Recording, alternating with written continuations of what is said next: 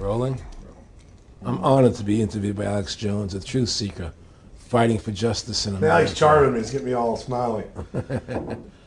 Aaron, when did you start to think something was wrong in the world, or start to find out about the whole banking cartel, the Federal Reserve System, the New World Order?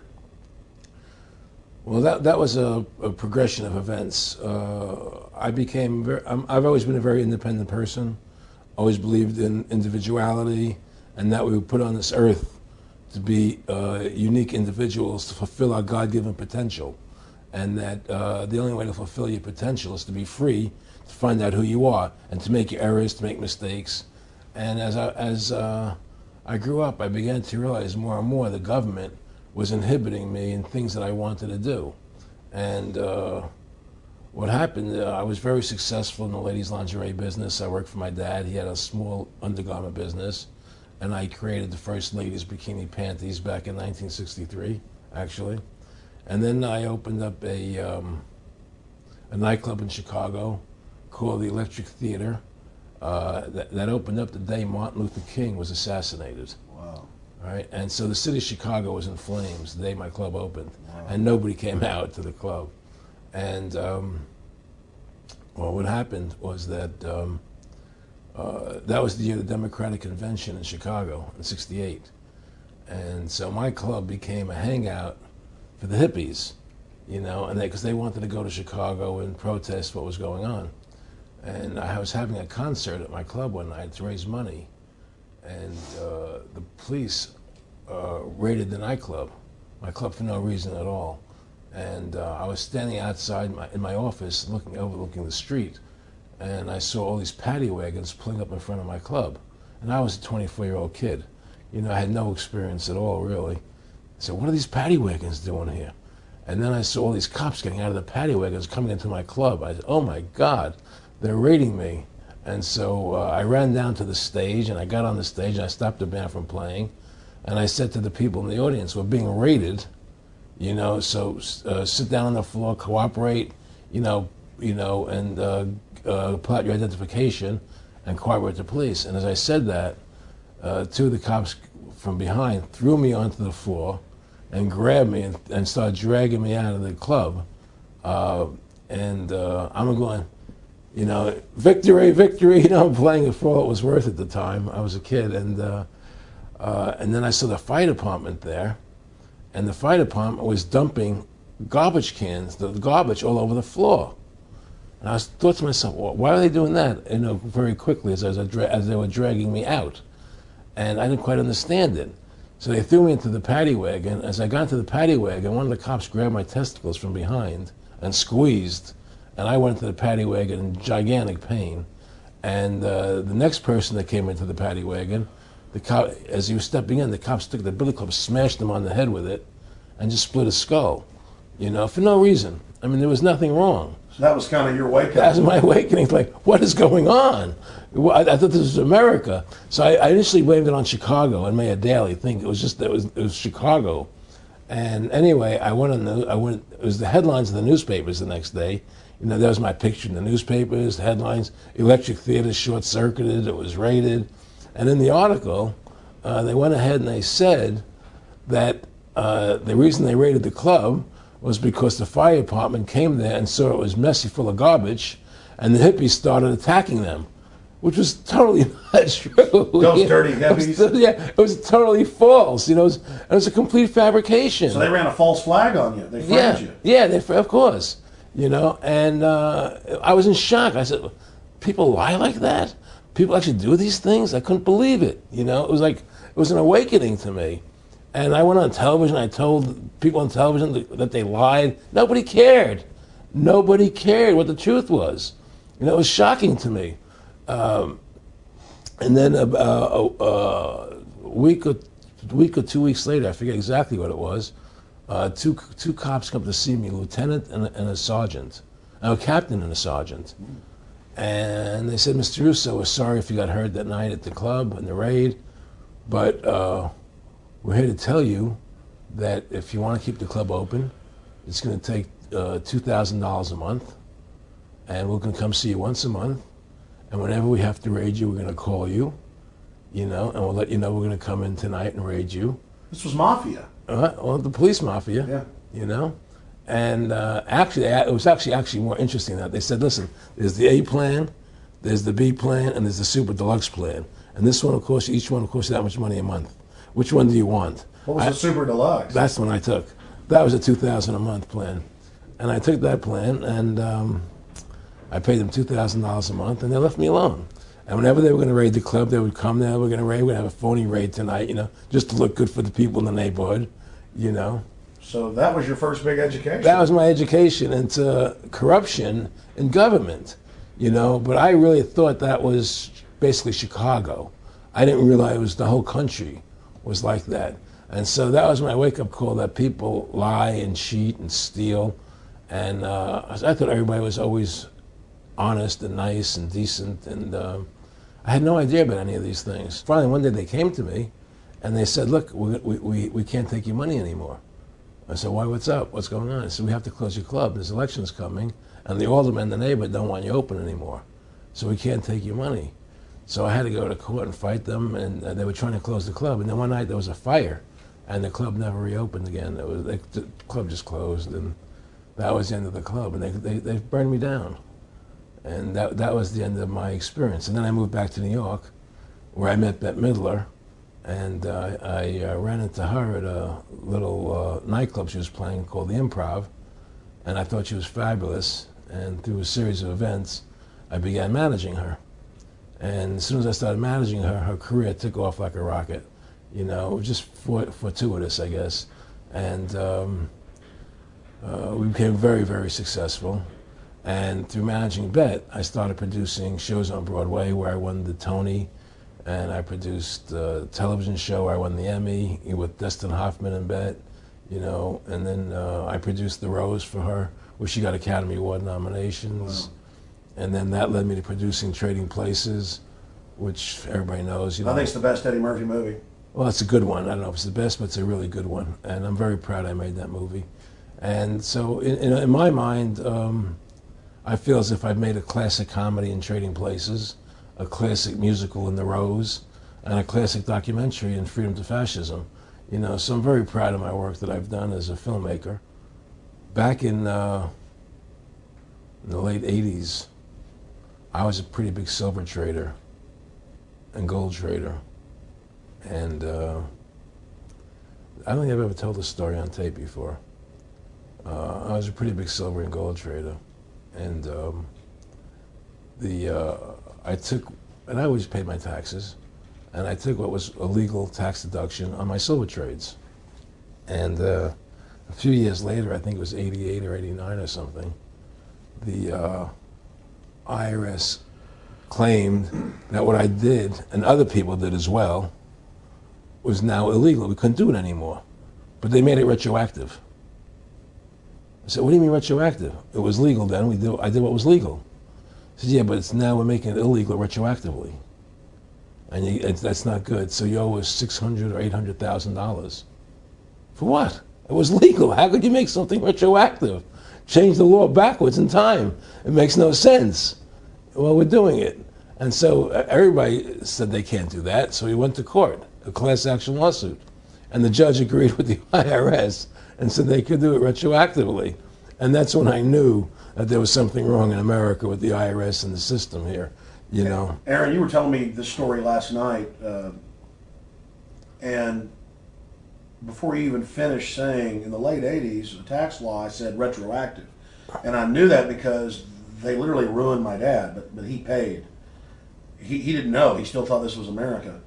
And it was legal tax law, what you're supposed to do. And they said retroactively you owe, and with, not just retroactive, but they said you also have penalties and interest. That's right. So how do you have penalties and interest on something when they retroactively change the law?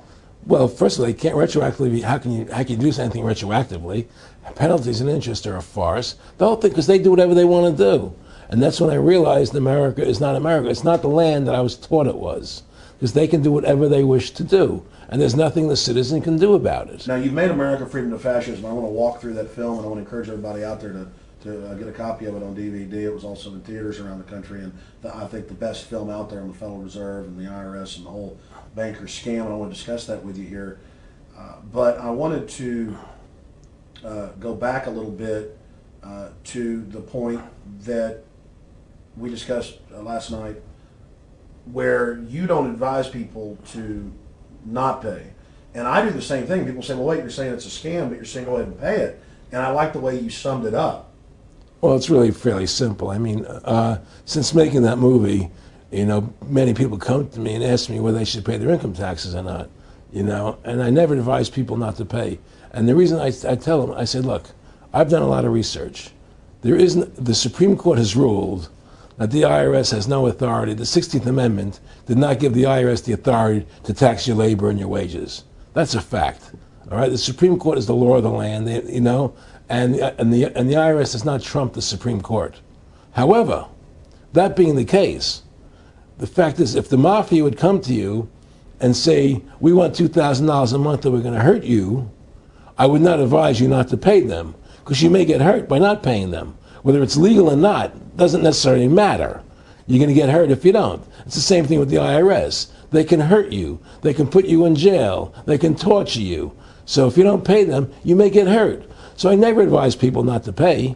You know, I tell people, yeah, pay your taxes. Look what happened to Congressman Hansen. Yeah, Congressman Hansen's a great example. Pay your taxes. But you know what?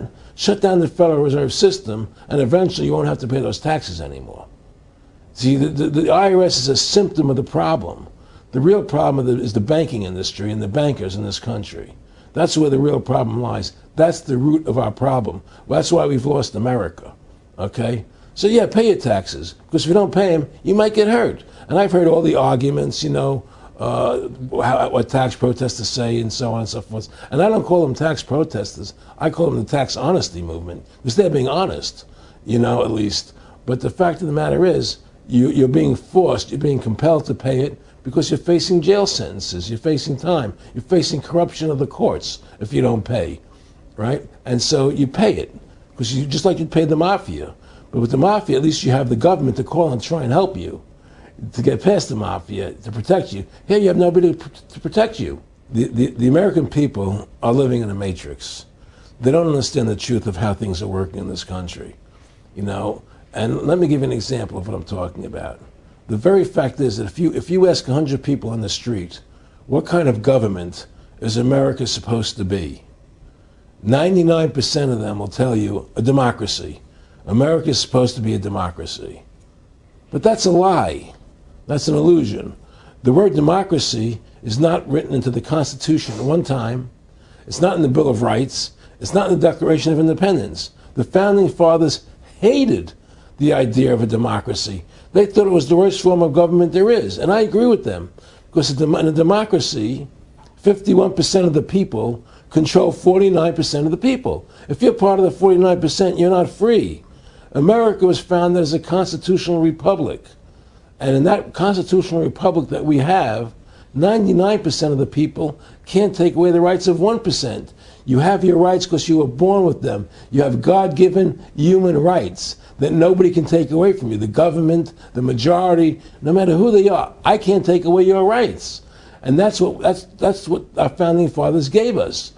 But the psychological operations that they do to us, they make us believe that we're a democracy and that majority rules, you see? And they want you to believe that. Because then they tell you this poll says this many want this and this many want that and this many want this, and it doesn't have anything to do with anything. Well, Hitler was elected. Hitler was elected. Hitler did everything legally. And in a constitutional republic, a minority is protected against a majority. Wasn't it Benjamin Franklin, to paraphrase, that said democracy is two wolves and a sheep voting on what's for dinner? Exactly. And then he also said, in a republic, the sheep would have a gun to protect himself. You know, and that's the truth. America is not a democracy, but you ask the most intelligent people what form of government America is supposed to be, they'll say a democracy. Because that's what they've been brainwashed. They've been psyoped into believing that. They believe that we're in Iraq. They believe we're in Iraq to promote democracy. The word democracy, you hear George Bush saying democracy means freedom. No, democracy equals New World Order. Democracy equals slavery. The word democracy is not synonymous with freedom. It's the opposite of freedom. Democracy is the worst form of government you can have because it's majority rule. And the government can tell you exactly what they want to tell you to do because the majority wants it. I don't care what the majority wants. I live my life as I choose. And if I don't commit violence, theft, or fraud against another human being, I can live my life as I wish. That's my choice.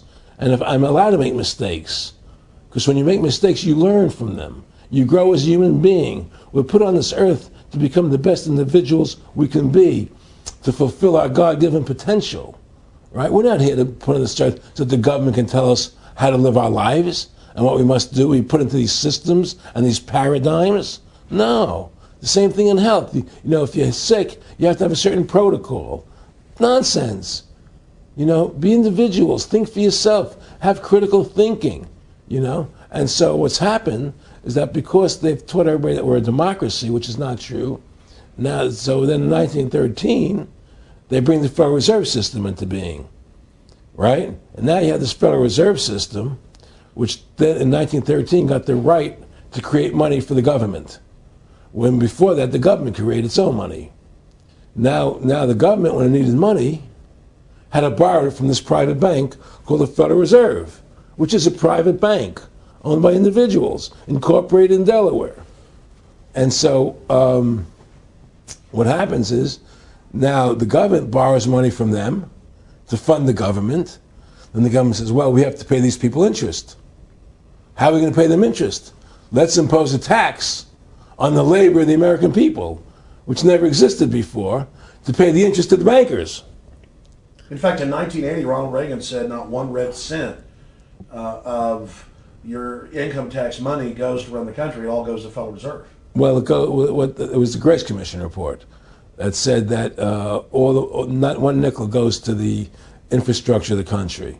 You know. I guess Reagan quoted that too. Right. So. And so, but the point I'm trying to make is that by creating this Federal Reserve System, the government now became dependent on these private banks for money.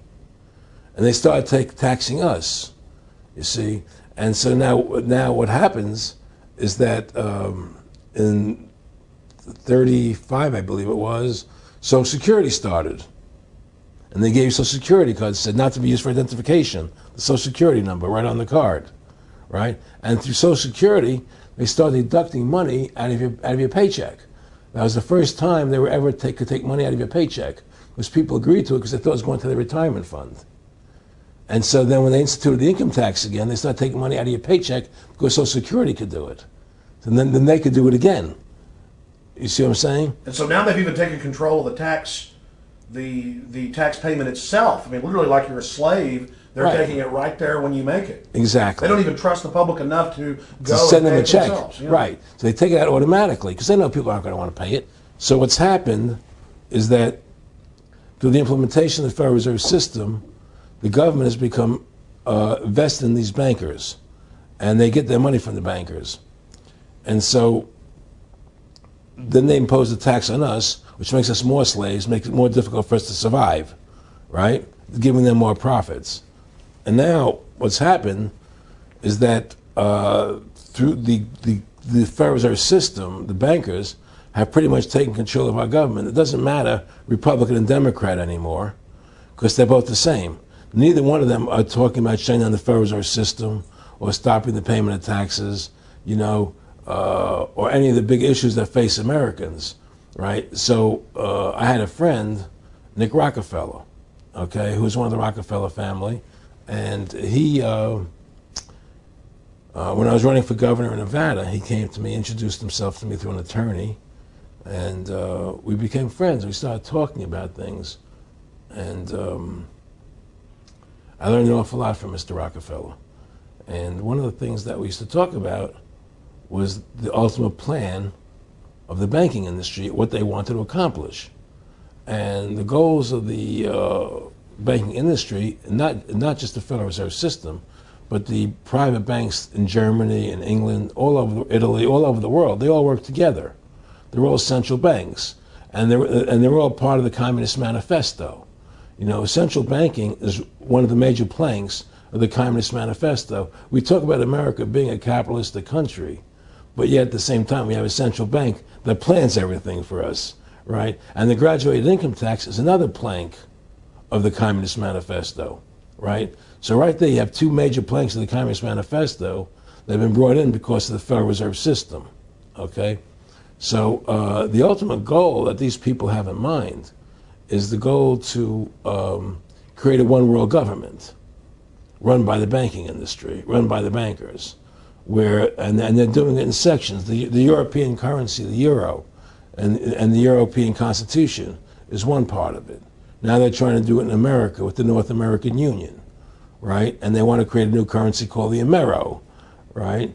And the whole agenda is to create a one world government where everybody has an RFID chip implanted in them. All money is to be in those chips, right? There'll be no more cash. And this is given me straight from Rockefeller himself. This is what they want to accomplish. And all money will be in your chips. And so instead of having cash, anytime you have money in your chip, they can take out whatever they want to take out whenever they want to. If they say you owe us this much money in taxes, they just deduct it out of your chip digitally. Total control. Total control. And if you're like me or you, and you're protesting what they're doing, they can just turn off your chip. And you have nothing. You can't buy food.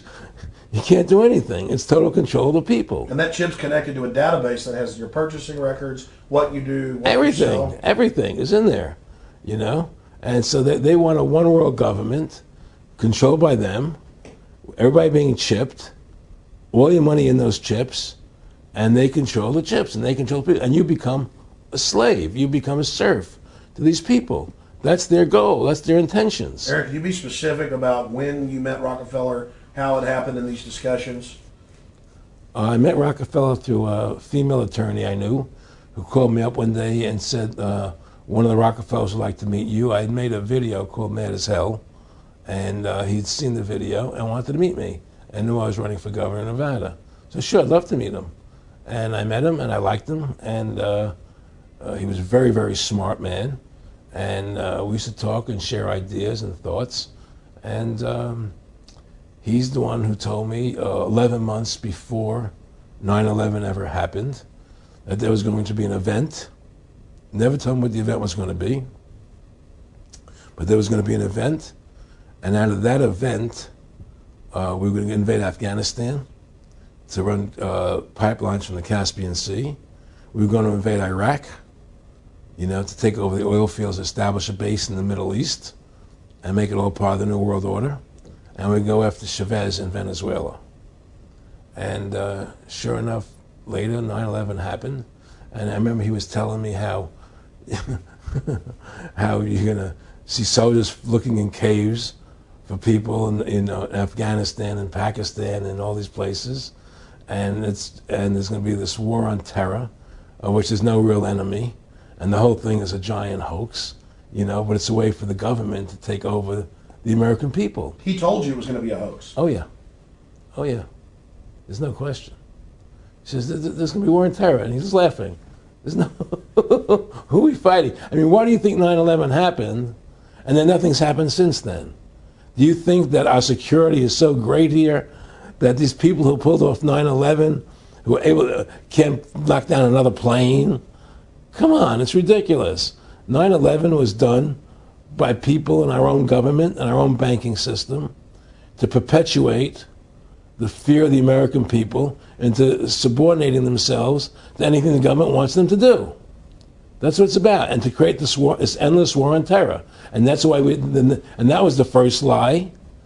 And the next lie was going into Iraq, you know, to get Saddam Hussein out with his weapons of mass destruction. That was the next lie. Now, specifically, this was a little over 6 years ago. This was 11 months before 9/11. Yeah. And Nick Rockefeller, who's a lawyer, he's become your friend over the previous years, and he's saying to you that there's going to be this big event, and then out of that we're going to have a war on terror, and it's just going to go on and on. Right. An endless war on terror without any real enemy. that you can never, so you can never define a winner. And did he say that it's going to be perfect because you can't define an enemy? It just goes on and Yeah, on? because you can't define a winner. There's no one to beat, so it goes on and on forever. And they can do whatever they want. They scare the hell out of the American public. Look, this whole war on terror is a fraud. It's a farce. It's very difficult to say it out loud because people are intimidated against saying it. Because if you say it, they want to make you into a nutcase. But the truth has to come out. That's why I'm doing this interview. The fact of the matter happens to be that the whole war on terror is a fraud. It's a farce. Yeah, there's a war going on in Iraq because we invaded Iraq. And people over there fighting, But the war on terror, it's a joke, And until we discover what really happened on 9/11 and who was responsible for 9/11, because that's where the war on terror emanates from. That's where it comes from. It was 9/11 that allowed this war on terror to begin. And until we get to the bottom root of 9/11, the truth of 9/11, we'll never know about the war on terror. Aaron, you said that he was, and I think it's important, and I know this about the Rockefellers from Dr. Dennis Cuddy and many others who literally, you'll be 20 years old in a lunch line at college, and no, it's David Rockefeller. And they're experts at recruiting and getting what they call players, and that clearly he was, I want to make it specific and just get you to reiterate what you said last night about you got 30% of the vote, you were having an effect, you made mad as hell, they knew that you'd started the Constitution Party, they knew that you were somebody who was taking action and getting things done, you'd already made some big films, had a lot of other successes, right. So they were trying to recruit you, and didn't it come down to the point of, hey, we are here to recruit you, and don't worry, your chip's going to say, don't mess with us, this guy's don't touch. Yeah, yes, that did happen. I was definitely being recruited, but it's more subtle than that. Well, in your words, just go through the process, and then what he said. Well, what it is remember we were friends, and we used to go to my house a lot. We'd have dinner, we'd talk, and he'd tell me about business investments that he'd get involved in, or they would help me with this business investment or that business investment. And was I interested in joining the Council on Foreign Relations?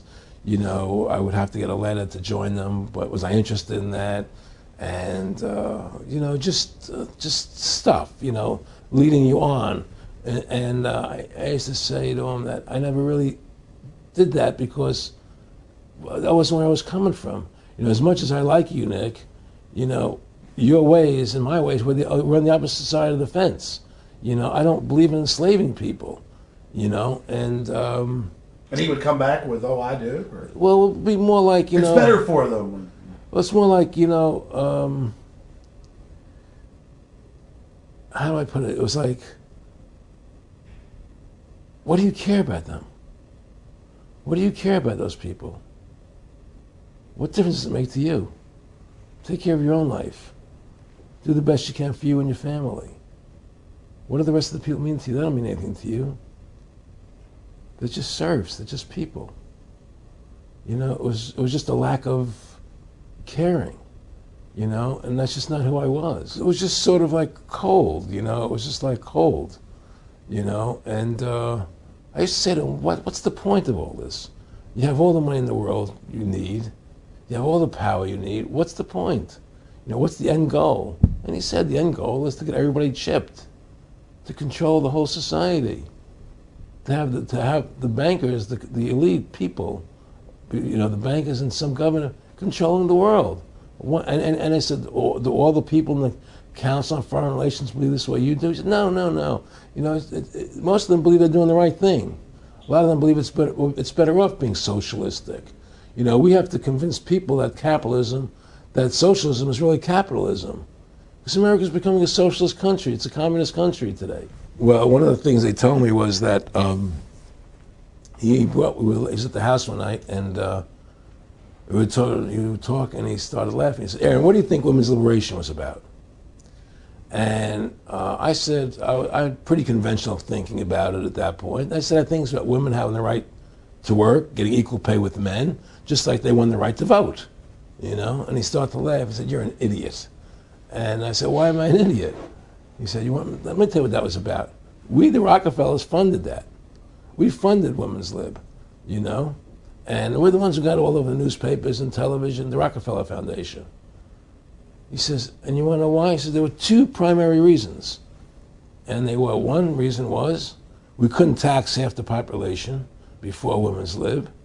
And the second reason was, now we get the kids in school at an early age. We can indoctrinate the kids how to think. It breaks up the family.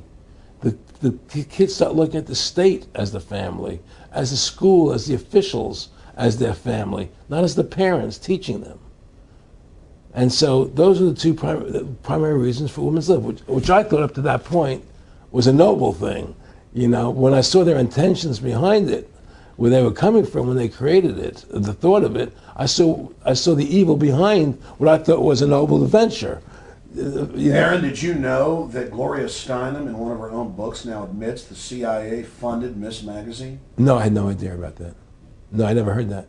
Yeah, we're going to... CIA funded Ms. Magazine? Funded Ms. Magazine with the stated goal of taxing women and breaking up the family. No kidding. I never heard that. Well, Nick told me. I mean, I know it, but not because I know the CIA was involved in it. Well, Gloria Steinem was proud of it. Oh, the CIA wanted to help me help women. No kidding. And so they funded it, yeah. And of course, it's divide and conquer. Right, and what they do is they focus in, obviously, on real problems. Women were getting shafted in many ways, but the elite wasn't planning to help them. They were planning to really shaft them and take men away from them. Look at what they did with black families. You only had about 10% illegitimacy 50 years ago in black communities, and now it's over 90%. And look at welfare. You were going to give you some money, but you can't have a man in the house. Right. And so that was further to degrade the family, Yeah. totally destroyed. And now illegitimacy is over 50% in the general population. Right. Well, see, the whole thing is these people control the money, so they make all the rules. You understand? And they put whatever rules they want into effect. And the truth is, America has really become a socialist, communistic country. And everybody says it's a capitalistic country. It's not a capitalistic country. You know, how can it be capitalistic when you have a central bank? That's the first. It can't be. You know, It's a planned economy. It's a planned economy. It's a phony. If they want to create prosperity, they just print dollars. They just make dollars or put digits into the economy, and then now you have prosperity. You don't have real prosperity. You don't have real manufacturing. You just have money being injected in. It's an infusion of credit, which only makes the government go into more debt. Into more debt. My friendship with Nick Rockefeller was one where we expressed ideas to each other and thoughts and philosophies, and he wanted me to become part of what they were doing, and for me to become a member of the CFR, and offered various business opportunities for me to get involved in, and for me to not take up the fight or the battle that I've been taking up in the past. You know, to drop that idea, because what was the point of my fighting for the people? I was a guy who was very successful in the movie business, and I saw the truth of what was happening. I tried to express it to the people, and rather than having me express it to the people, they wanted me to join their side because I was a mover and a shaker, and rather than me opposing them, to join them. It was real simple, and he tried to recruit me into that situation, and I didn't go for it. Did he get angry when you didn't go for it? No. And, you know, it's like, you know, I remember one time he said to me, you join us, so you have an ID card, Aaron, you know, you have a chip, and your chip will say KMA on it. And I said, what does KMA mean? He said, it means kiss my ass. And anybody stops you, a cop or whatever, and you show them your card or your chip, and they'll know to leave you alone, because you're one of us. You know, and, you know, why are you fighting for the people for? What is that about?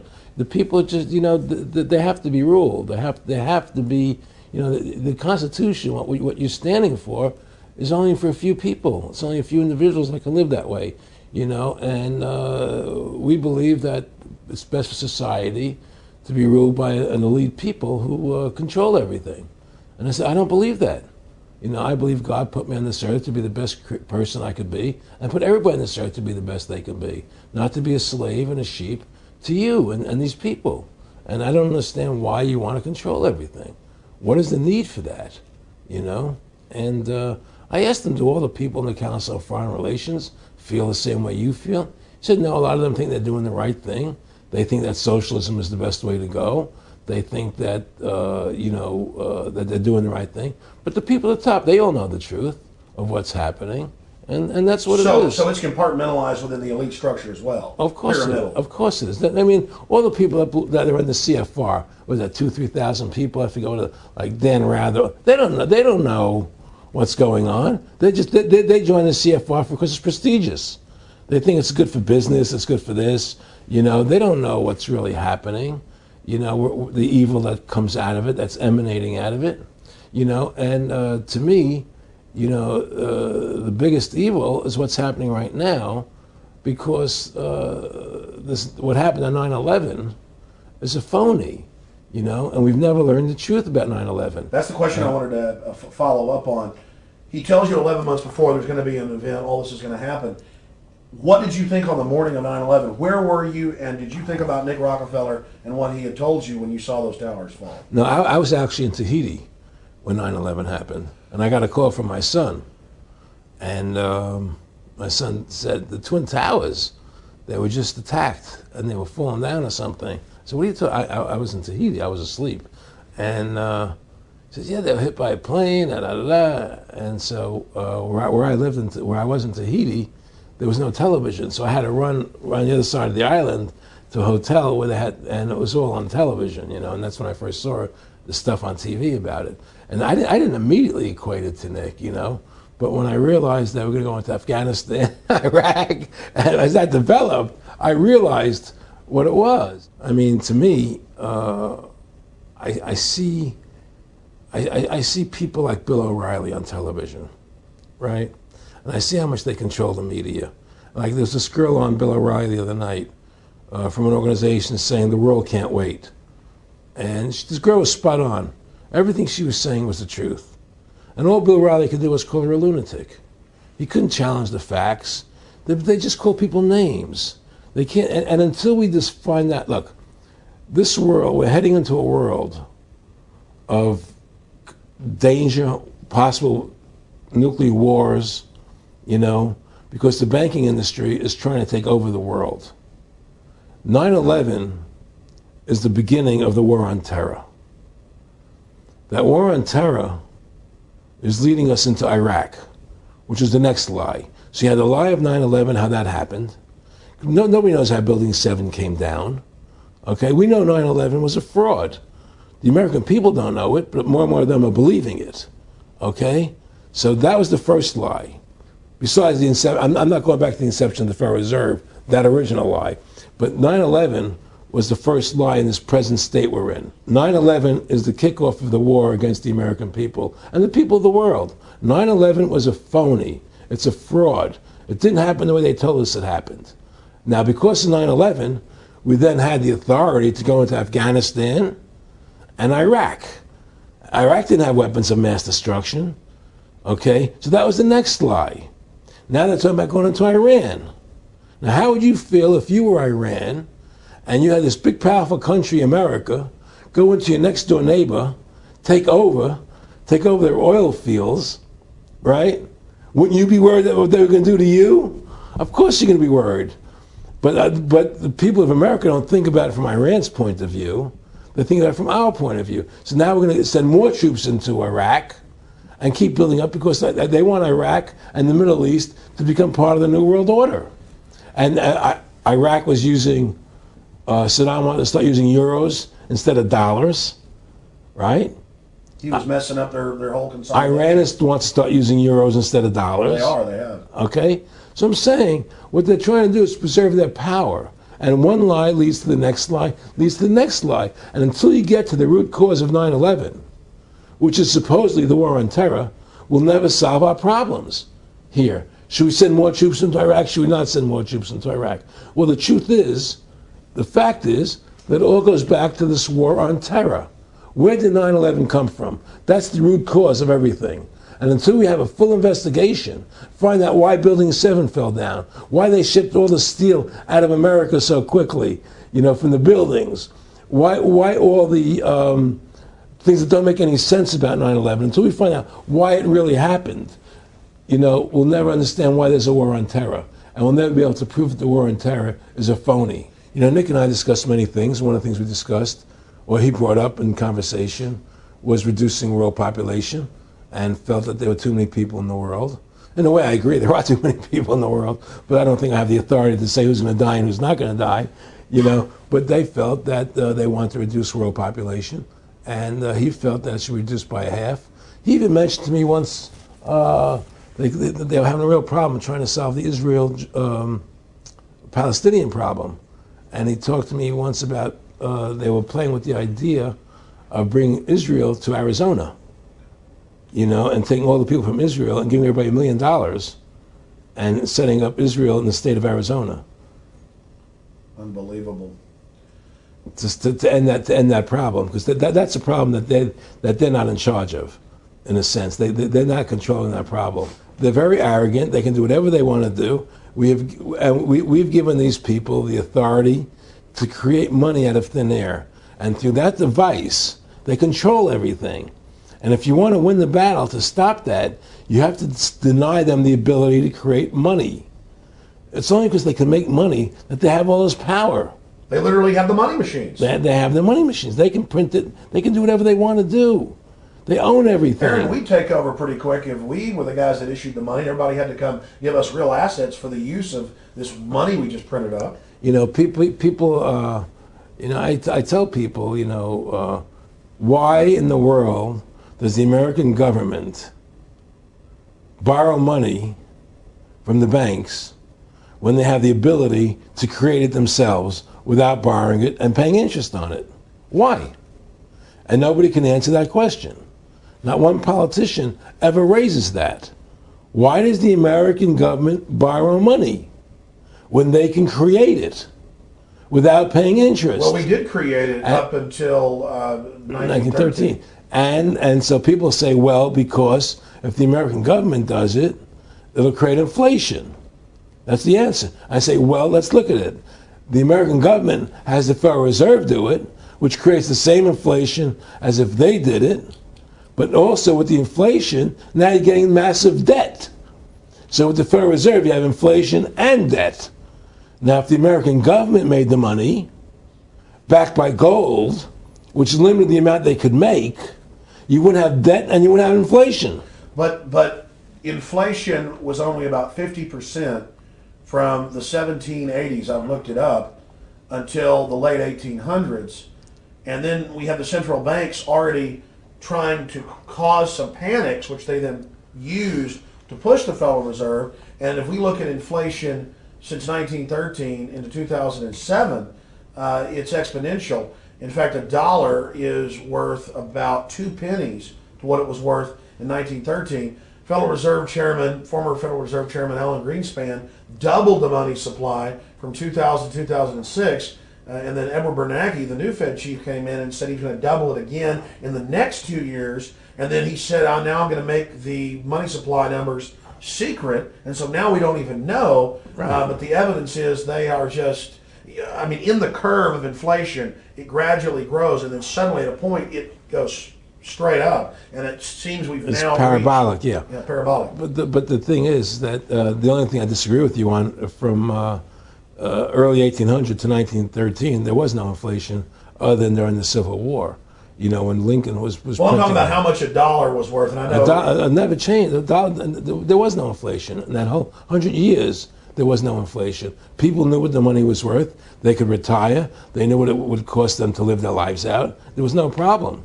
It was only since 1913, when the Fed came in, that we created massive inflation and massive debt. So then what you said earlier, then there really wasn't inflation. There was no inflation. So you don't get inflation when the government issues the money, at least in the U.S. history. Well, not if it's backed by gold. Well, exactly. But I'm talking about, and I did look this up, and I believe that if you look after the country was set up, and some of the things that happened with Andrew Jackson and the rest of it, there were points where it spiked and there were manipulations. There were points, mostly during the Civil War. Yeah. And that's because Lincoln printed so much money to pay. Exactly.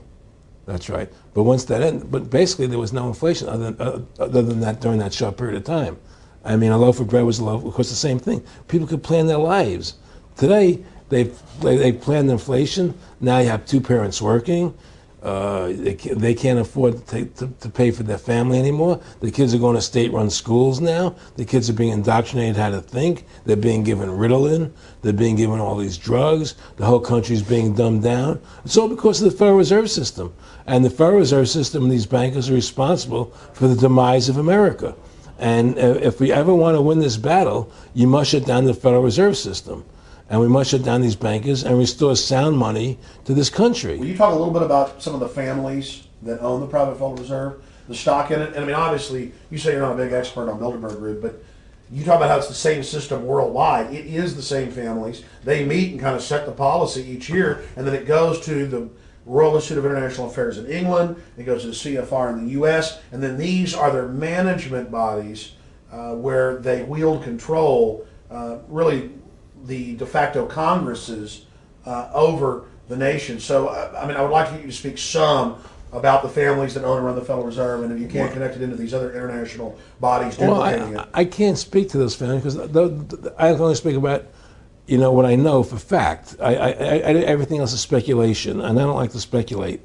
You know, I know about Rockefeller because I was friends with him. We talked about it, and I can tell you firsthand. What did Rockefeller tell you about the Federal Reserve and their family owning part of it? Well, he said the New York Fed is the main controlling interest of the Federal Reserve System. They control the bulk of it. So the New York Fed is really the Federal Reserve System. Even though there's 12 different banks, it's run by the New York Fed. And the New York Fed is basically the Federal Reserve System. So who's ever running the New York Fed is where, and the families that control it, control the New York Fed. And they're the main engine behind the Federal Reserve System. And that's a wing of the Bank of England. Well, the Bank of England and the Federal Reserve are partners. You know, and the Bank of England is a private bank.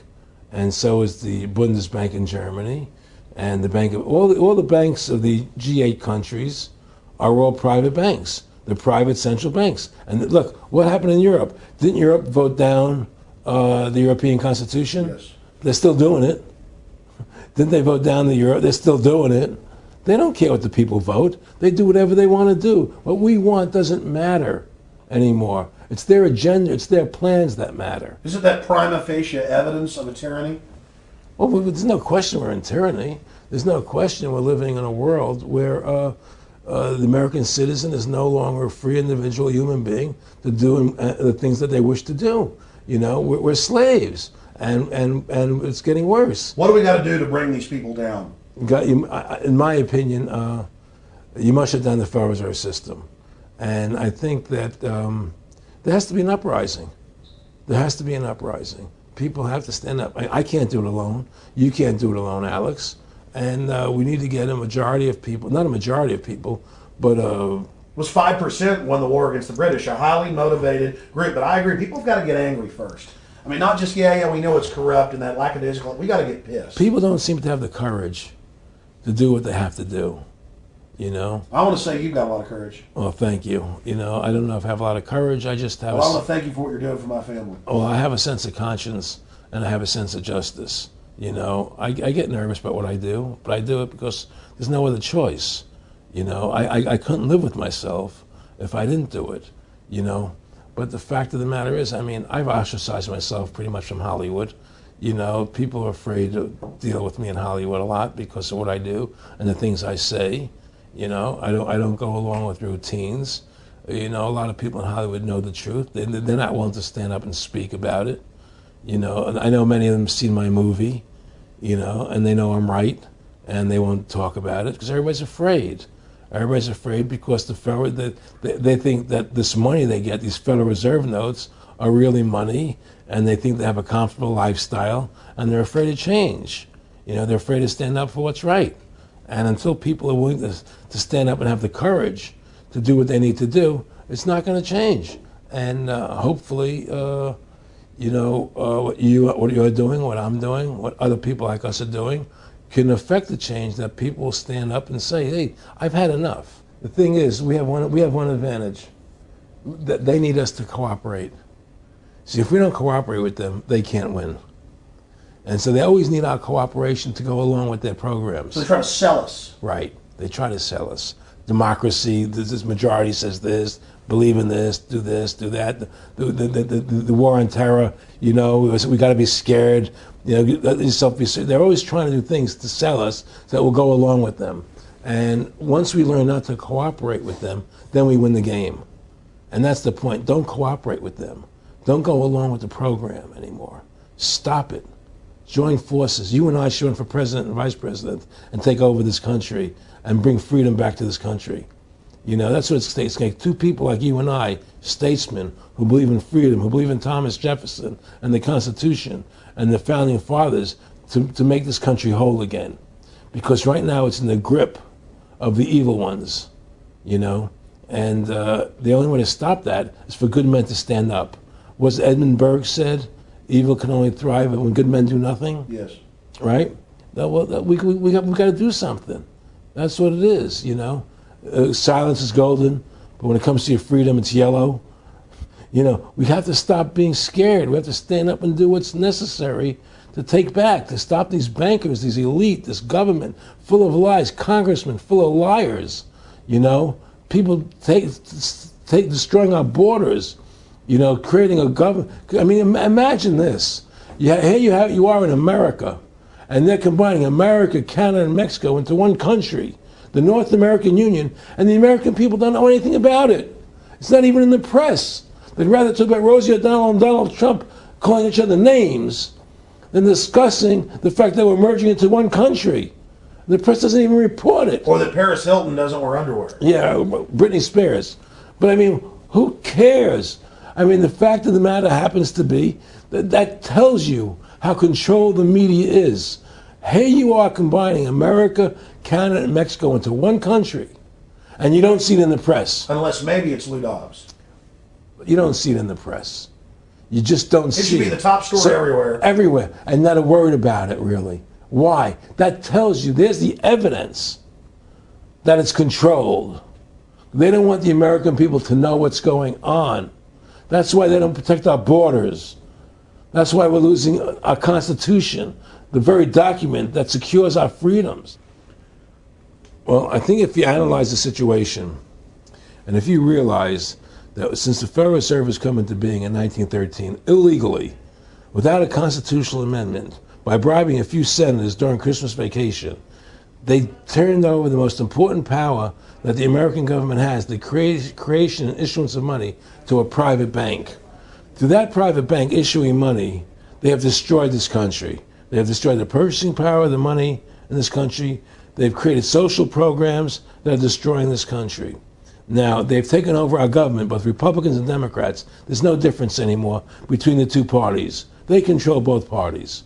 It doesn't matter to them which one wins, because who's ever running for president will be someone they anoint, okay? Whether it's Hillary Clinton or John McCain running for president next year, they're going to be people that are going to do what they want them to do.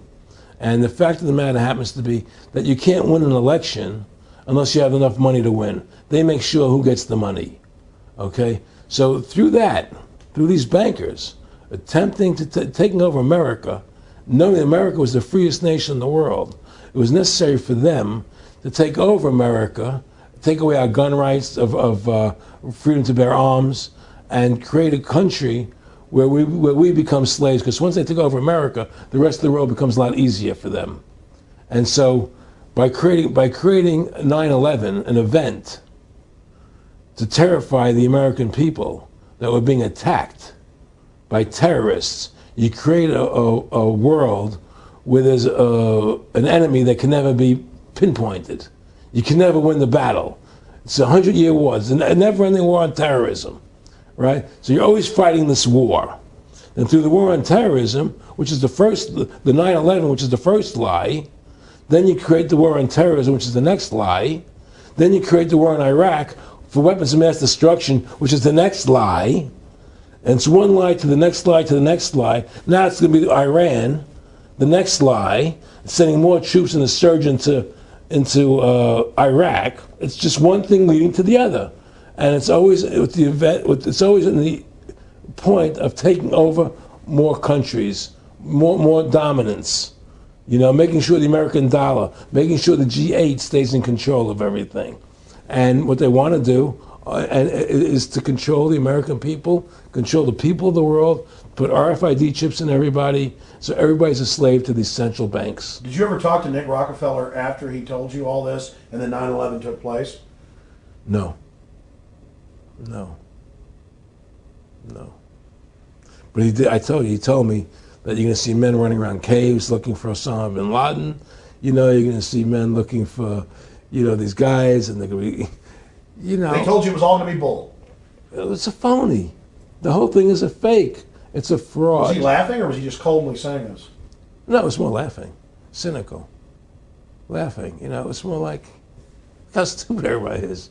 Look how stupid everybody. We can do whatever we want to do. Well, it is ridiculous. It's like with Al Zakari. They claim they killed him like 14 times. And then they never said, well, we didn't kill him last time, but we killed him this time. They never even, now they're like practicing being ridiculous. But what about Bin Laden being in the American hospital, getting kidney help? Yeah. Right? In the American hospital, right? They could, if they wanted Osama bin Laden, they could have gotten him. Oh, yeah. He was right in the American, after the Cole. Well, every time our troops really would catch some Taliban leaders, they would be ordered by the generals to let them go. That's come out in the newspapers, but only here or there. And they kept going, and then Pat Tillman was complaining about it, and then he got shot. I've talked to his brother. Oh, you did? And then he got shot, and there was a big hero charging Al-Qaeda. No Al-Qaeda, somebody shot him in the back. Look, we're dealing with complete evil. We're dealing with complete evil. And until the American people wake up and say, we don't want this evil in our country anymore, and we want to come back to a country of decency and goodness and integrity and honor, you know, we're going down that road. And that's what it's going to take. It's going to people to stand up and say, we don't want to live in this kind of a world anymore. You know, I believe we should pull all our troops out of Iraq. I believe we should leave other countries alone. Let other countries live their lives the way they choose to. You know, stop trying to spread democracy around the world, which is the worst form of government there is anyway. Restore our republic to what it's supposed to be. And go back to what the founding fathers gave us, and try and restore that, restore the republic. Like the point of everything is that we have to mobilize. Each one of us. You and I can't do everything, Alex. You and I may be leaders. We may be out there, and people listen to us, what we have to say, and follow us. But the truth of the matter happens to be, it takes all Americans to stand together, to stand tall, to mobilize and say, we're not going to take this anymore. I'm mad as hell. I'm not going to take it anymore. We're going to stand up and fight the battle. And you and I can't do this alone. We're just leaders of the thing. But other people have to join in with us and stand side by side, shoulder to shoulder, and say, I'm not going to take it anymore. That's what it's going to take to win this effort, and to stop cooperating with the government and with all their rules and regulations, and to wake everybody up, to hand out DVDs of my movie, to hand out DVDs of your movie, to educate everybody to what's going on. Well, freedom and liberty is what people really want. You know, and it's time to stop the duplicity of the government from lying to us. You see, many people know the truth of what's happening in this country. They know the truth, like the numbers you gave about 9/11, but they're afraid to stand up. People have to find their courage and stand up and say, I'm not going to take this anymore. I know the truth, you know, and it's like they create a situation where if you tell the truth, you're considered a lunatic. You know, in other words, if someone goes on a TV show and says 9/11's an inside job, oh, you're an idiot, you're crazy. They call you names. You can't be afraid of that. Well, it doesn't work anymore. I mean, they have no facts. Just calling you crazy doesn't make you crazy. Well, we know that. They also go get kooks who are kooks to put them on to then say they represent us. That's right, exactly. Another tactic. Exactly. And Bill O'Reilly's great at that. Sean Hannity is great at that. They just put people on who they can dominate, you know. But why do you think guys like that, they're not stupid? I mean, I've talked to people that know them. They know the truth. Why do you think they decide to join the evil? That has to be in their hearts. I mean, I had the opportunity to do that, and then in my heart I couldn't do it. So it has. But I mean, how could you or I consciously be involved in something like putting AIDS virus in black Africans' vaccines? I mean, what the hell? I mean, it's like we're not good guys either. I mean, I don't think I'm like some special perfect person. What the hell's wrong with this elite? I mean, what are they running around doing evil? I mean, they just run around continually doing evil. Well, I think a lot of them think they're doing the right thing. I think a lot of them think they're doing the right thing. Not the top elite, but people within the system, you know. But I think that it's all about, as Nick said to me, it's about control and power. They have all the money they want. They can make all the money they want. They have a machine that can make all the money. It's not about money. It's about control. It's about their vision of how they want to see the world in their eyes. And You know, you and I believe in individuality, in the person being the dominant thing, the individual being the dominant person. Today we live in a world where institutions are dominant, not people. You know, the American, you know, we the people, by the people, for the people. Now it's we the institutions, by the institutions, for the institutions. People are secondary. It's all about corporations and institutions. And the Federal Reserve is the biggest institution in the world. You know, if you ask somebody what's the biggest corporation in the world, they'll say Google or Walmart or Exxon or something. But the biggest corporation in the world is the Federal Reserve System, right? And all the other corporations feed off the nipple of the Federal Reserve System. Well, it's like the Monopoly game. The bank always wins. It has unlimited money. It's not the people playing on the board. Exactly. The bank owns the board, the box, the right. The shelf it's sitting on. But that's because you gave them the ability to make the money. You have to take that away from them. We need to take the bank away from the private bankers. Exactly. You have to take the creation of money away from the private bankers, and you'll solve 95% of your problems. Well, let me look at America. 10% growth rates every year like China's having right now. The U.S. had 10% growth rates until the Federal Reserve took over. And then if you look at that, it all starts really going downhill from there. Well, they destroyed the American worker. What they've done, here's what's happened. The Federal Reserve has created this massive inflation in America, which means that the American worker has to keep making more money to keep up with the cost of living. The more money they make to keep with the cost of living, the less competitive they become in the world economy. So now what happens is we have to pay our workers so much to keep up with the cost of living. Say, well, screw the American worker. Let's go overseas now and get the cheap labor. But really, that's a war being waged against the middle class. Of course, the bankers print the money. Really, this is a war being waged against the middle class. The bankers print the money. Everything they're doing is about destroying any private pools of wealth or independence. Yeah, but what I'm trying to say is, because of the inflation that they've created, they've now allowed other countries to outcompete us. You see, because other countries don't have to pay as much money as we have to pay here to our workers to survive. Yes. So now we're not competitive anymore. So we've lost our manufacturing base. We've lost our competitive. In the old days, the American worker, you wanted to buy everything American. You wouldn't buy anything from Japan, which was cheap crap. And what does that leave us? It leaves America this military force, and so the elite's giving us a deal. We'll continue to build up your military and give you homeland security jobs, shift your economy over to being the bulldog enforcer of the New World Order. Exactly. You can either do, and by controlling the economy, they force everybody into that position. That's exactly correct. That's exactly correct. And there's no more manufacturing here. We're a service economy. We do nothing. We provide nothing. We provide nothing to the rest of the world anymore.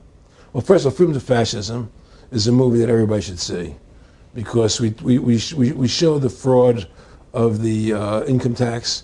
We show how judges put people in jail for no reason.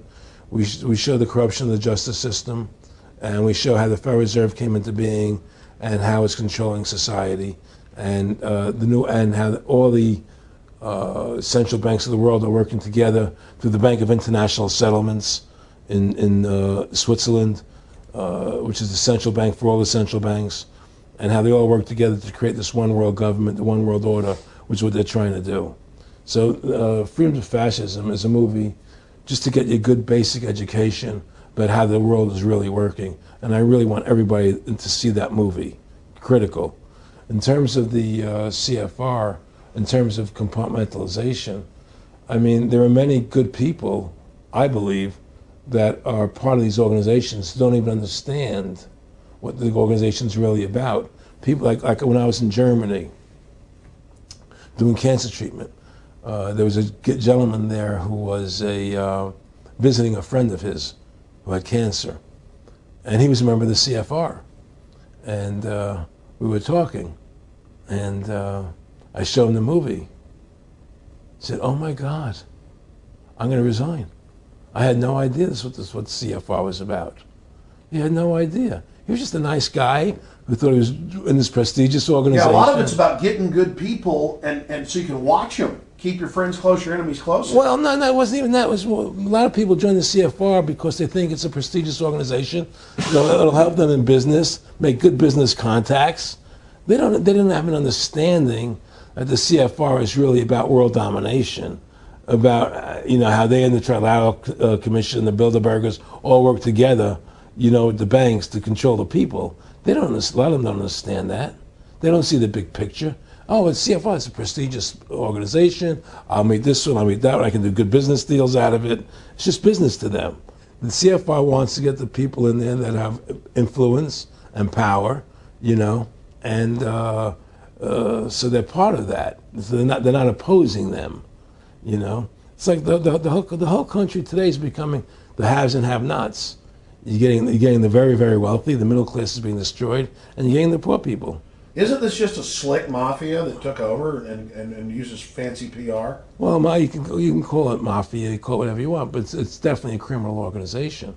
There's no question about it. But it's a criminal organization that has prestige, that appears to have what's the word I'm looking for? Class, style. It's like, respected. It's respected. People don't look at it as being a criminal organization. That's what a great job they've done. People look at Alan Greenspan as being a hero. The maestro. Money's a funny thing. I was talking to Michael Eisner one day, and I said to Michael, you may have $1 billion, Michael, but they're all dollars. If the dollar goes bad, how much money are you going to have? And that's the thing. Everything is denominated in dollars. Everybody thinks in terms of dollars, but the dollar has no value. And someday it's everything returns to the mean. Well, really, the whole universe, financial universe we live in, is a matrix fraud. Yes, it is. And that's why it's going to come crashing at some point. And they're going to try and hold it up as long as they can. I mean, whenever they want to manipulate the markets, they can. If they want to send the price to go down lower, they can. If they want to send the stock market up, they can. They do that. There's no more free markets. You don't live in a society where free markets rule anymore. You don't live in a capitalistic society. But meanwhile, they say it's capitalistic right. and free market all day, when really they're waging war financially and politically. Exactly right. Aaron Russo, I want to thank you for this interview. Anything else you want to add? No, I'm happy to do it for you. How about your website? My website, freedomtofascism.com. Go over there, take a look at it. But just folks, all I can say is, take our country back, restore the Constitution. Don't let these bankers do this to us anymore. Stand up. Don't be afraid of them. And do what you got to do, And I have plans in the works. And when I get over my problems, we'll reveal them, And well, I'll be supportive of that. Thank you, Alex. And listen, you've done a great job alerting people to the truth. And don't. In other words, don't be afraid to be ridiculed by these people. If 9/11 was a phony, and I know it was, then stand up and say it's a phony. Don't be scared to tell the truth. Don't allow their powers of trying to make you look silly to frighten you. What did you think of what Charlie Sheen did? I love what Charlie Sheen did. I was so respectful of what he did. I just applauded him. People saw right through that attack. They flipped the light switch when they went after him. Yeah, but they don't. You see, the thing is that more people don't come out and do it. To build that wave. Charlie did it. I'm really proud of the guy. David Lynch did, but the media was smart and didn't bite this time. Right. I mean, a few people have, but they're not picking up on it because they control the media. James Brolin did on The View. I heard that as well. But again, they're not picking up. Barbara Walters looked like she's about to have a heart attack. But they don't pick up on it. You see, they don't allow it to go anywhere. It comes if someone says something, they let it die. But they keep perpetuating, the war on terrorism. They keep perpetuating all these things that are lies. And because we've given the Federal Reserve the money-making power, they control the media, they control the government, and they're all in bed together. So you're fighting all this propaganda all the time. And it's a very difficult fight.